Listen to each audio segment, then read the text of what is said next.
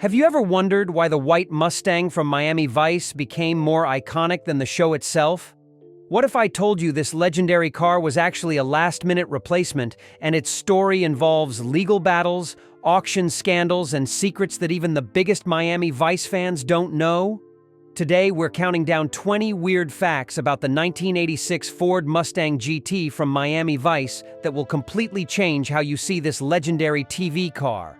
From hidden Ferraris to fake police lights to the car that appeared in more episodes than Don Johnson himself, these revelations might just blow your mind. So buckle up, hit that like button if you love 80s TV cars, and let's cruise into the neon-soaked secrets of television's coolest ride. Number 20. The Mustang replaced Ferrari Daytona Spiders. The white Mustang wasn't supposed to be Crockett's ride at all. When Miami Vice premiered, the show featured two black Ferrari Daytona Spiders. They looked incredible on screen, pure Miami glamour. But there was a massive problem. Ferrari's lawyers came calling. The cars weren't real Daytonas at all. They were replicas built on Corvette chassis by a company called McBurney. Ferrari was furious about the unauthorized use of their design and trademark. They threatened legal action that could shut down production. The studio panicked. They needed replacement cars immediately. Enter Ford Motor Company with a solution that would accidentally create automotive history. The Ferraris had to go, and America's pony car was about to become a television legend. Number 19. They used multiple identical Mustangs. Here's something most fans don't realize. There wasn't just one Miami Vice Mustang. The production actually maintained a fleet of identical white GT convertibles. Some sources say 2, others claim 4. Each car served a specific purpose. One was the hero car for close-ups and glamour shots. Another handled the aggressive driving scenes. A third was designated for stunts that might damage the vehicle. They even had backups for backups because Miami Vice's production schedule was brutal. You couldn't risk the main car breaking down in the middle of filming. On screen, viewers never noticed they were watching different cars. The continuity was nearly perfect. Every Mustang was maintained to look identical. Same wheels, same condition, same everything. The cars were actually 1984 to 1986, models mixed together. Watch the show carefully and you'll spot something odd. The Mustangs aren't all the same model year. The production used whatever Fox body Mustang GTs they could get their hands on. Sometimes you'd see a 1984 model. Other episodes featured 1985 or 1986 versions. The differences were subtle, but real. Different taillight configurations, minor trim variations, slight dashboard changes. Sharp-eyed Mustang enthusiasts can spot them. The production didn't care about these details, they just needed white GT convertibles that looked similar enough for television. Most viewers never noticed the mix. The cars were close enough in appearance that continuity wasn't broken. This mixing of model years was common in TV production. When you're filming a weekly series, practicality beats perfection every time. Number 17. Ford gave them to the show for product placement. This wasn't just random car selection. Ford Motor Company made a deal with Universal Television. They provided the Mustangs essentially free in exchange for prominent screen time. This was one of the earliest major product placement arrangements in television history.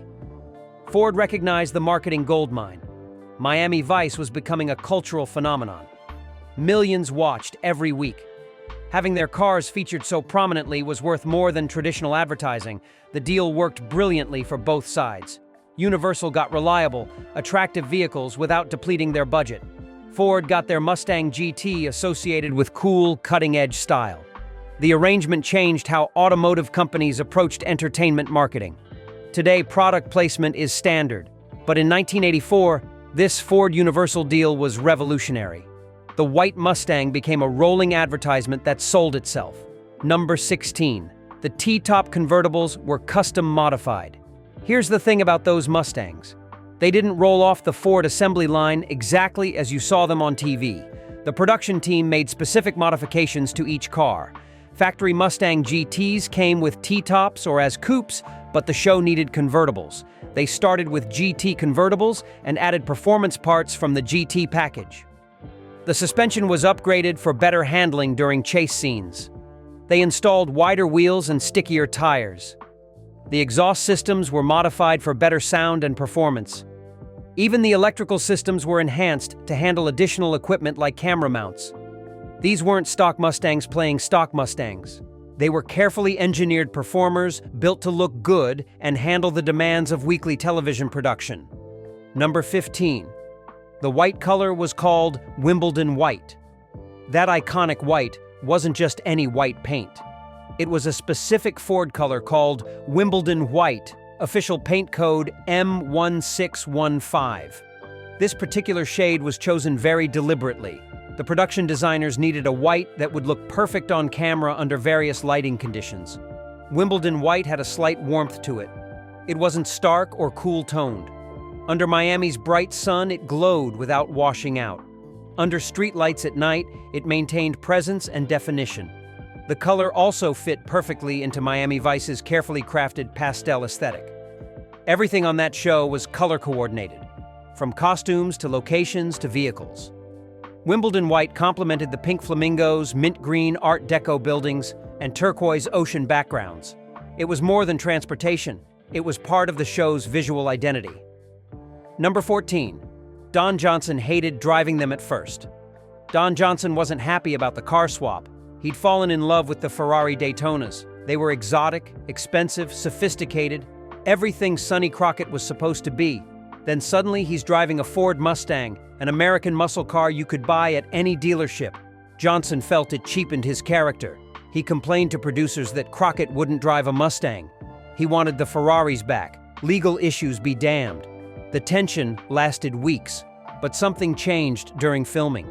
Johnson discovered the Mustangs were actually more fun to drive. They were faster, more responsive, easier to handle during stunts. The Fox body platform was nimble and eager. Eventually, Johnson not only accepted the Mustang, he embraced it. He even bought one for himself. The car he initially rejected became inseparable from his character. Number 13. They had fake police lights that really worked. Several episodes required Crockett to impersonate a police officer. For these scenes, the Mustangs needed emergency lights, but they couldn't permanently install police equipment on civilian vehicles. That's illegal, even for TV production. So the crew created removable light systems. They built magnetic mount strobes that could be quickly attached and removed. Some episodes featured lights hidden in the grille that would flip up when needed. The systems actually worked, powered by the car's electrical system through quick disconnect plugs. Between scenes requiring police lights, everything was removed. The car returned to its civilian appearance in minutes. This created legal complications, though. They needed special permits to operate vehicles with police-style lights. Even on closed sets, regulations applied strictly. The prop department became experts at installing and removing this equipment quickly. Number 12. The engines were modified 5.0-liter V8s. The stock 1986 Mustang GT came with a 5.0-liter V8, making about 200 horsepower. Respectable for the era, but not enough for Miami Vice's high-speed chase scenes. The production cars received significant performance upgrades. They installed freer-flowing exhaust systems with less restrictive catalytic converters. The air intake systems were upgraded for better breathing. Engine computers were reprogrammed for more aggressive timing and fuel delivery. Some cars reportedly received internal engine modifications, performance camshafts, and higher compression pistons. The exact power figures were never officially published, but crew members estimated 275 to 300 horsepower. This made them genuinely quick by 1980s standards. The modified engines could spin the rear tires easily and accelerate dramatically for the cameras. These weren't just props. They were real performers built for action. Number 11. The interiors were constantly replaced. Maintaining those white interiors was a production nightmare. The Florida sun, even when filming in California, was brutal on the white leather seats. The material would crack, fade, and discolor rapidly. Add in the constant wear from actors getting in and out dozens of times per day, and the interiors deteriorated fast. The production team kept complete replacement interiors in stock. Between seasons, they'd swap out damaged seats, door panels, and carpeting. Sometimes they'd replace interiors mid-season if wear became too visible on camera. This created continuity issues. Sharp-eyed viewers noticed seats that looked pristine one episode and worn the next. The white color choice, while visually stunning, was impractical for a working production vehicle, but the look was too iconic to change. They just kept replacing everything. Number 10. They couldn't use real Miami locations for many chases. Here's a secret about Miami Vice's Miami. A lot of it wasn't actually Miami. The establishing shots, those beautiful oceanfront vistas and Art Deco buildings, those were real. But many chase scenes were filmed in Los Angeles, particularly in downtown LA and surrounding areas. Filming high-speed chases in Miami was logistically difficult and expensive. Street closures, permits, police coordination. It was a nightmare. Los Angeles had better infrastructure for film production. They had experienced stunt coordinators and closed courses. The production team became experts at faking Miami in California. They'd match the lighting, choose locations with palm trees, and shoot angles that hid identifying landmarks. For wide shots, they'd use real Miami footage. For the action, they'd cut to California. Most viewers never noticed the geographic deception. Number 9. One Mustang was destroyed in a stunt gone wrong. During the filming of a particularly ambitious chase scene, one of the hero Mustangs was totaled. The stunt called for the car to jump a slight rise while making a hard turn. The driver misjudged the speed and angle. The Mustang went airborne higher than intended. When it landed, the impact was catastrophic. The frame buckled, the suspension collapsed, and the front subframe was destroyed. The car was done, completely unrepairable. This created immediate problems. They were in the middle of filming an episode. Insurance claims take time, and they needed a replacement immediately. The production scrambled, pulling another Mustang from their fleet and quickly preparing it to match. On screen, you'd never know. The episode continued seamlessly, but that destroyed Mustang represented a significant loss, both financially and logistically, to the production. Number 8. The cars had no air conditioning for filming. Those beautiful shots of Crockett cruising with the top down? They came at a cost. The production removed air conditioning systems from the filming cars. They needed access to the engine bay for camera mounts and sound equipment. The AC compressor and lines were in the way. Plus, removing the AC freed up a few horsepower for performance. The problem was, the actors suffered. Even filming in California, sitting in a black interior car under film lights was brutal. Don Johnson and Philip Michael Thomas would be drenched in sweat between takes. Makeup artists constantly fought the perspiration. The actors complained endlessly about the heat, but the shots required it. You can't film with the AC running because the compressor noise would ruin the audio. So they sweltered for their art. Number 7. A replica was built from a Mercury Capri. When the production needed another backup car quickly and couldn't source another Mustang GT convertible, they got creative. Someone noticed the Mercury Capri shared the exact same Fox body platform. The Capri was essentially a Mustang with different badges and trim. The production team acquired a white Capri convertible and began the transformation. They swapped the front and rear fascias, installed Mustang GT ground effects, changed the wheels, and replaced all the badging. With the right modifications, it looked identical to the Mustangs on camera. The Capri-based stunt double was used primarily for long shots and scenes where detail wasn't critical. In close-ups, you might spot differences in the dashboard or interior details, but from outside, during action sequences, it was indistinguishable. This clever parts sharing saved the production time and money. Number 6. The show caused a 25% spike in Mustang sales. Ford's gamble on product placement paid off spectacularly.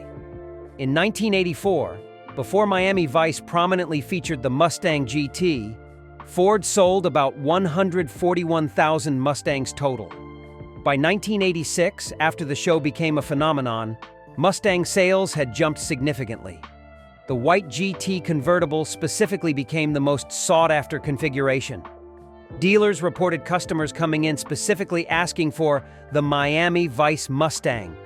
They wanted Wimbledon white, GT trim, convertible top, exactly what Crockett drove. Ford's internal marketing documents credited Miami Vice with transforming the Mustang's image from muscle car to lifestyle vehicle. The association with style, sophistication, and coolness attracted buyers who'd never considered a Mustang before. The show didn't just sell cars, it redefined what the Mustang represented in popular culture. That white convertible became a cultural icon. Number 5. Universal kept one, sold others to crew members. When Miami Vice ended in 1989, Universal Studios faced a decision about the Mustangs. They kept one car for their archives, recognizing its historical value. But the others? They sold them, and not to collectors or museums. They offered them to crew members first. Several lucky employees bought their piece of television history for surprisingly reasonable prices, just a few $1,000s each. At the time, they were just used Mustangs with high mileage and worn interiors. Nobody predicted they'd become valuable collectibles. One camera operator bought a car for $4,000. A grip purchased another for $3,500. These crew members drove them as daily transportation for years. Some still own them today. Those cars are now worth hundreds of thousands of dollars. The crew members who bought them made the investment of a lifetime, even though they didn't know it at the time. Number 4. The sound you hear isn't the real engine. That distinctive exhaust note you hear when Crockett accelerates? That's not actually the Mustang's 5.0-liter V8. The real engine sound was deemed not dramatic enough for television. The Fox Body 5.0 had a relatively mild, civilized exhaust note, even with modifications. The sound engineers wanted something more aggressive, more menacing, more theatrical, so they dubbed in different engine sounds during post-production. They sampled various V8s, including bigger displacement American engines and even some European sports cars. They'd layer multiple engine sounds together to create the perfect aggressive rumble.